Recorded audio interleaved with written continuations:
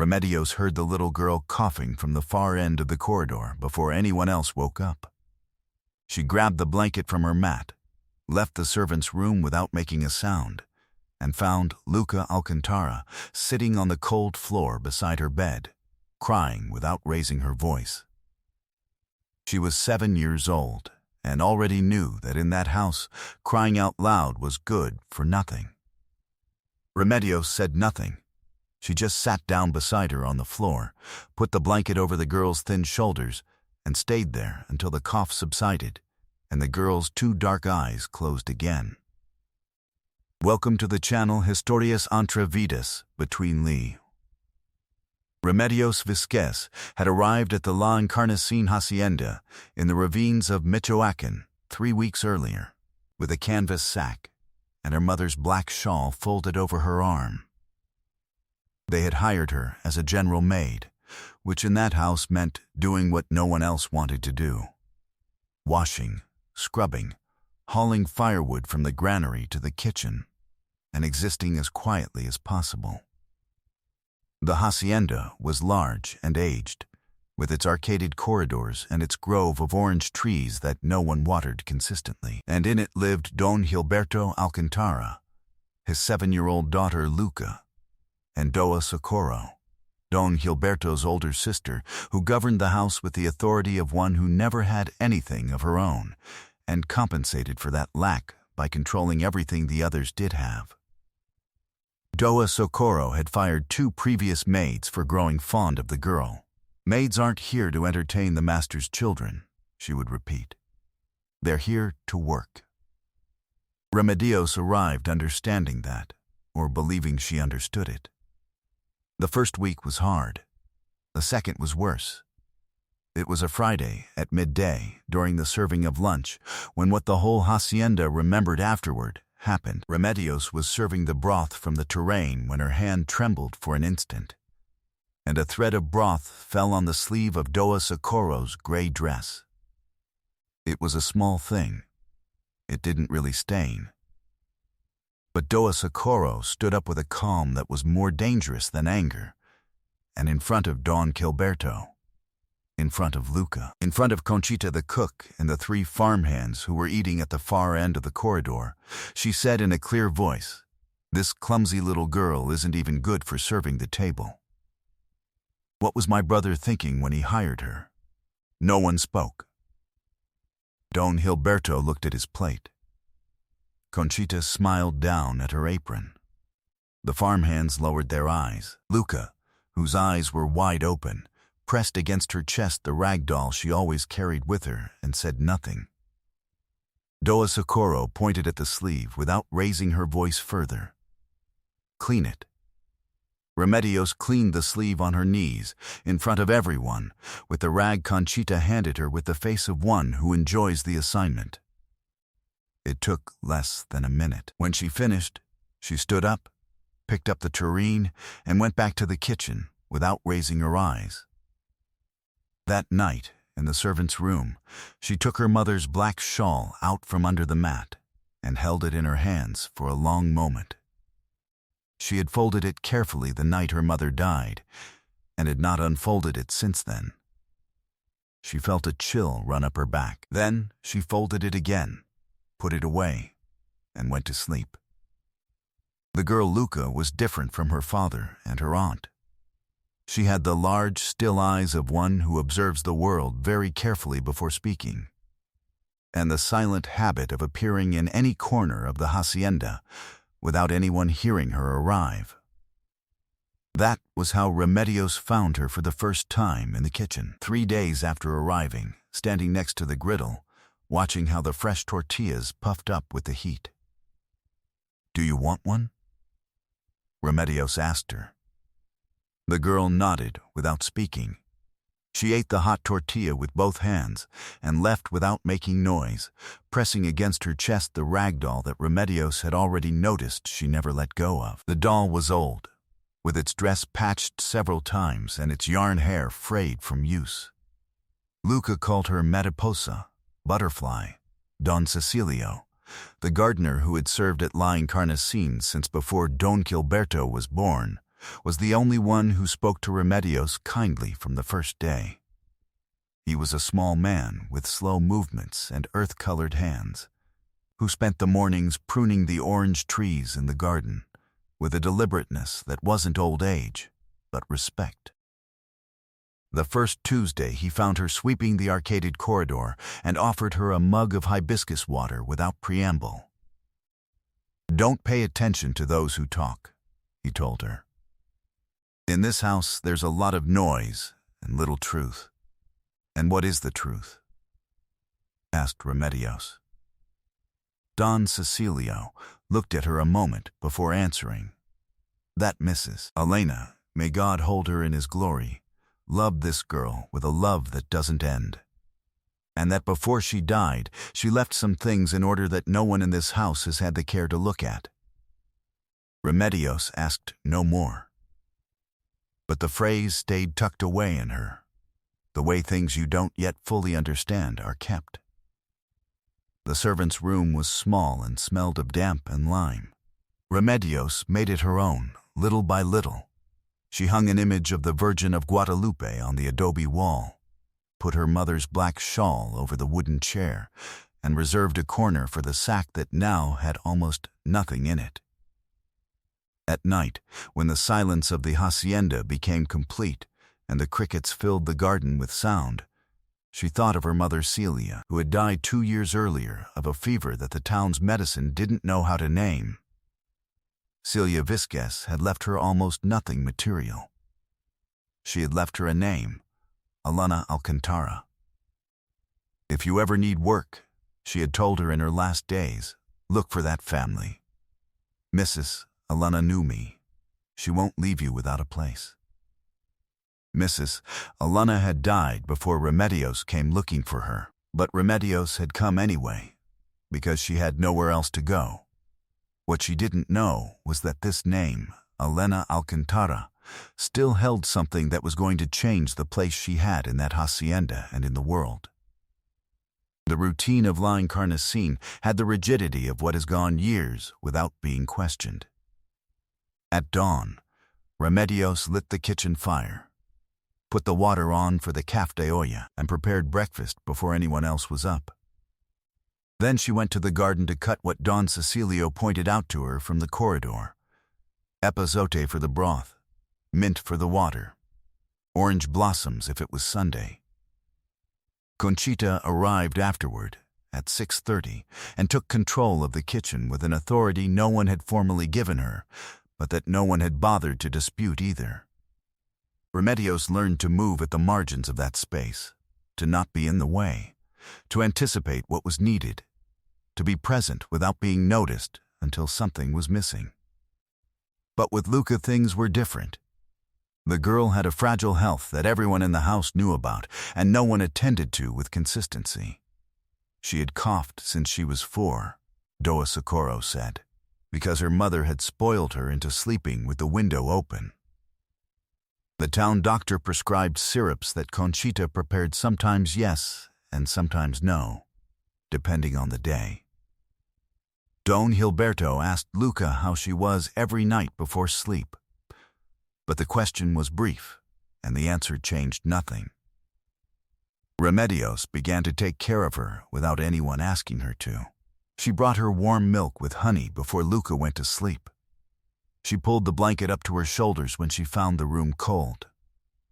She learned the rhythms of the cough, dry in the mornings, deeper after midday, worse with the night dew of the ravines.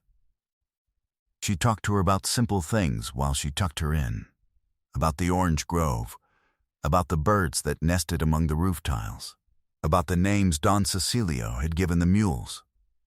It was on one of those nights that Luca showed her Mariposa for real. My mom made her, said Luca, holding her with both hands, from scraps of her wedding dress.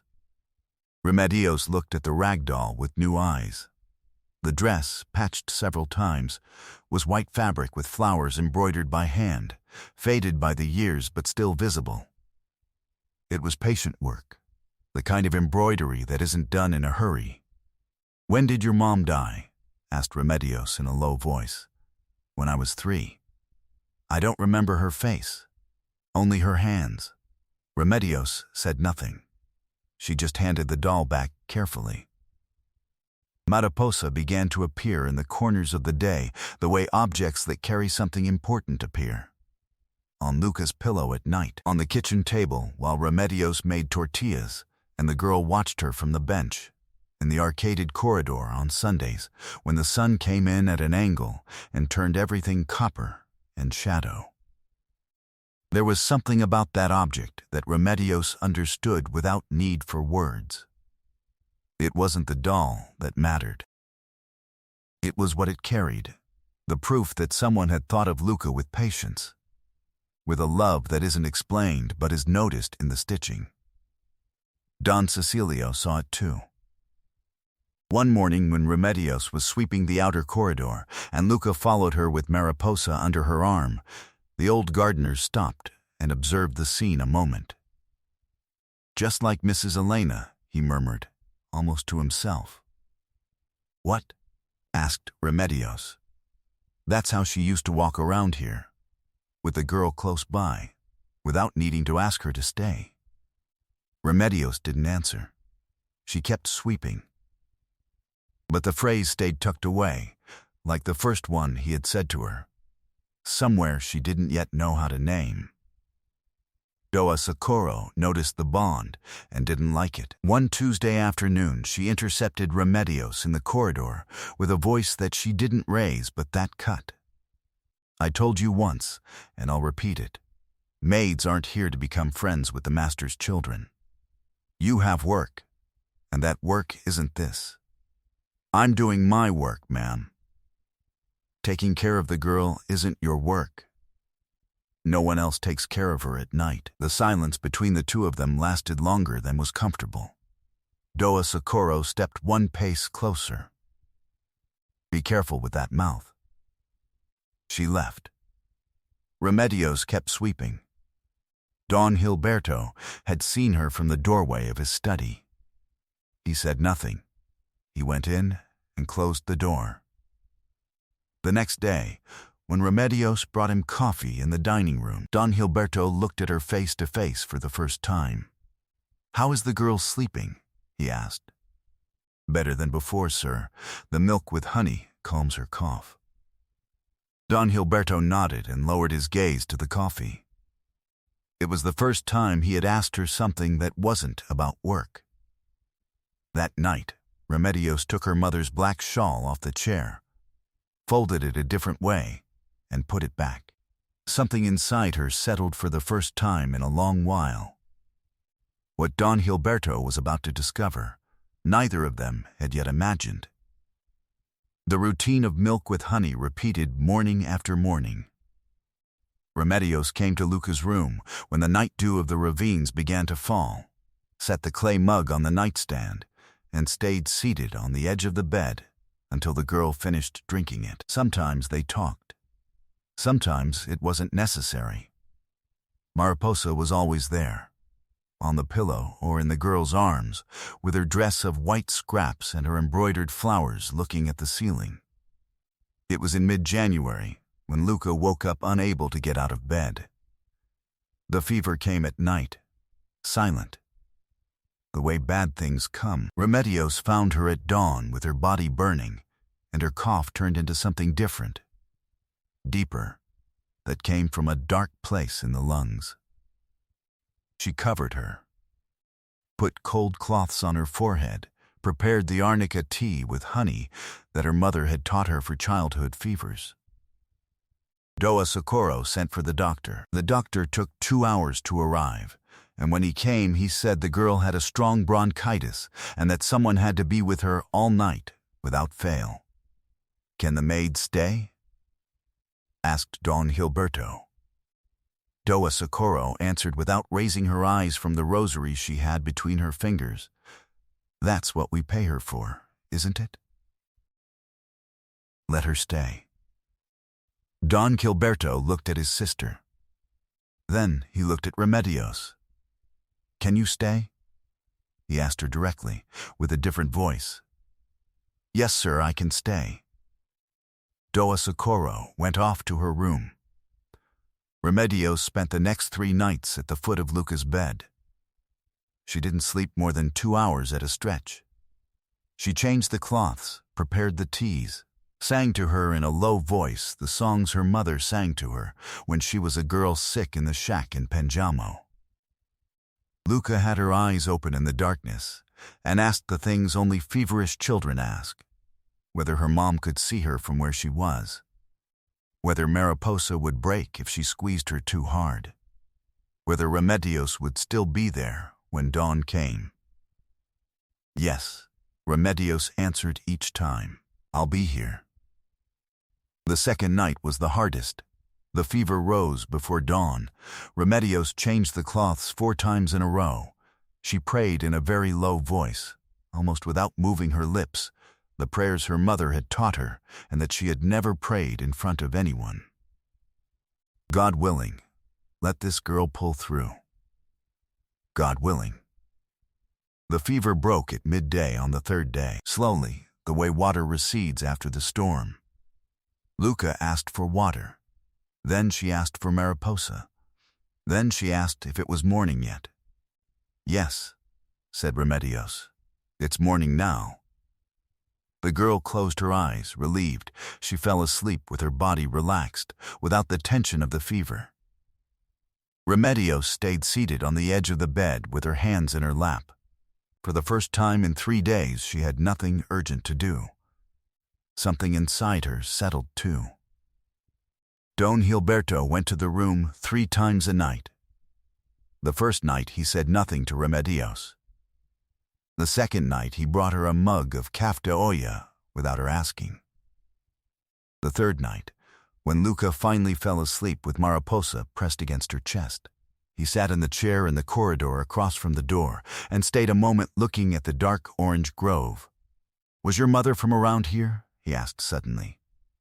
Remedios looked at him, surprised. "No, sir. She was from Guanajuato, from Penjamo. Her name was Celia Vizquez." Don Gilberto went very still. "Celia Vizquez from Penjamo?" "Yes, sir." Don Gilberto stood up without saying more. He went to the back room where he kept his wife Elena's trunks. Remedios heard the creak of the wood opening. Then a long silence. Then footsteps returning slowly. When Don Gilberto came back to the corridor, he carried in his hand a letter folded 3 times, written in blue ink that time had turned green at the edges. He held it out to Remedios. "Read." It was a letter from Elena Alcantara, written 19 months before her death, addressed to her husband. It said, among other things, that Celia Vizquez had saved her life when the 2 of them were young in Penjamo, that if her daughter ever came looking for work at La Encarnacion, she should be received not as a maid, but as what she is, the daughter of the person who loved me most in this life. The letter was signed by Elena, and at the bottom carried 2 witnesses' signatures with their full names. Don Cecilio appeared at that moment in the doorway of the corridor with a log for the fire in Luca's room. He went still when he saw the letter. "I did know about that letter," he said from the threshold. "Mrs. Alina mentioned it to me the year before she died. She said she had left everything in writing so it wouldn't be lost." For a moment, Remedios had no words left. She looked at the letter. She looked at the handwriting of a woman who had died without knowing her, but who had thought of her, who had written her on a piece of paper in blue ink and kept it in a cedar trunk, waiting for someone to find it in time. Something in her chest stopped hurting in a way that had been hurting for years without her having realized it. Luca recovered in 4 days.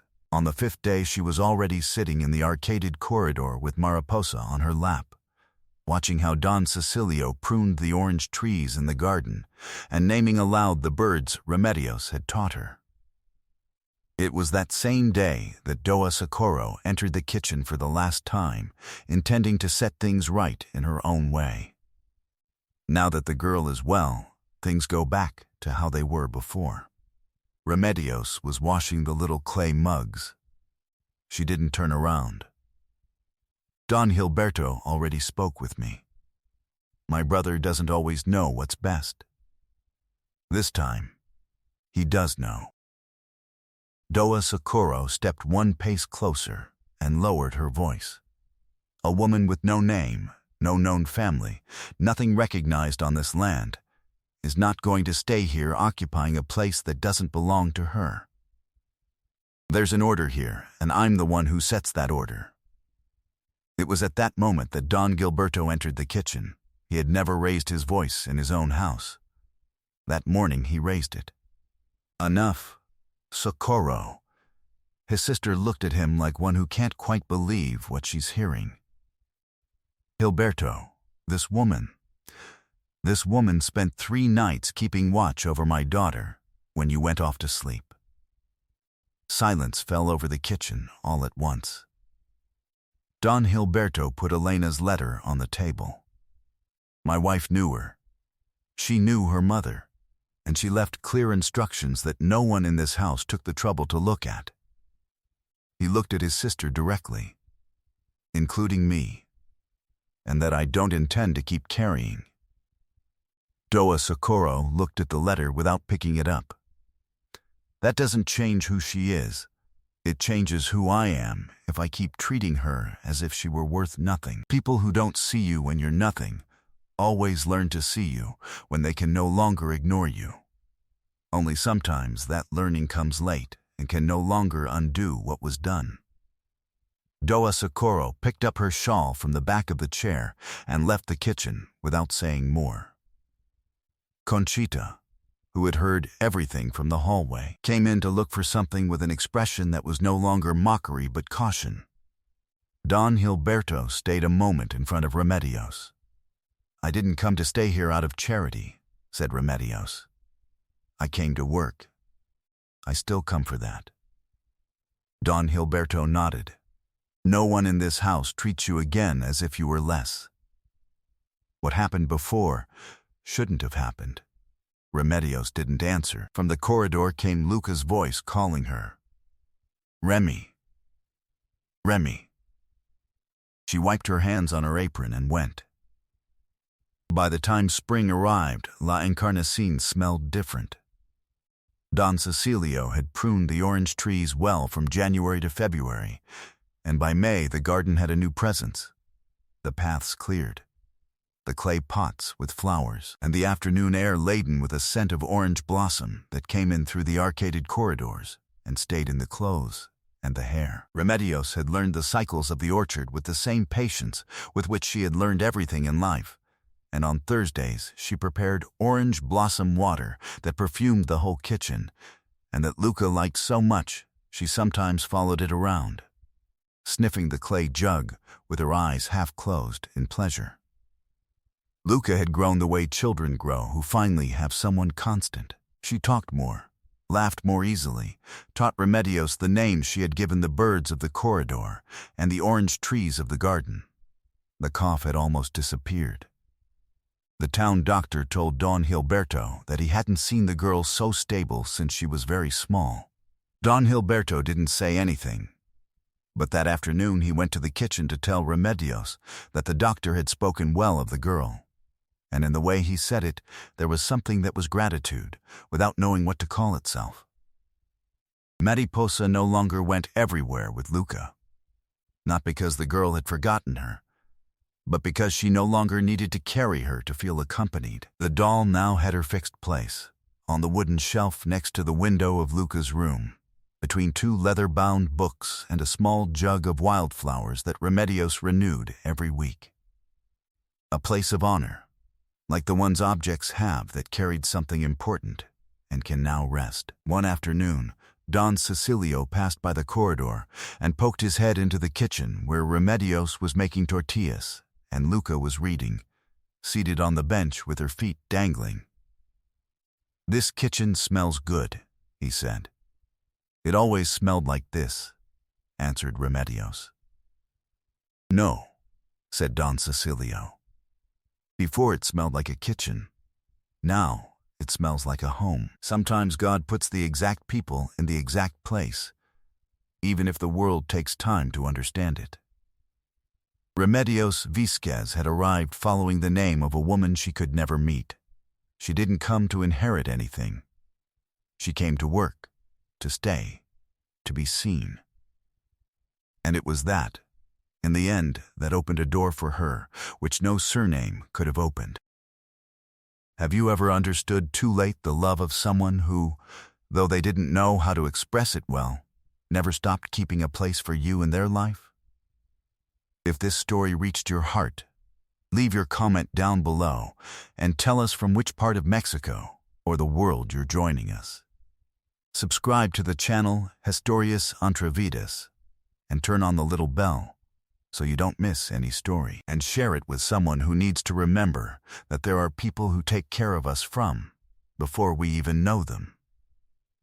Until the next story. Mariposa was in her place on the shelf next to the window, with her dress of white scraps and the embroidered flowers of the dead mother, looking out toward the orange grove where Luca ran without cough and without fear under the clean May sun and the ravines of Michoacan.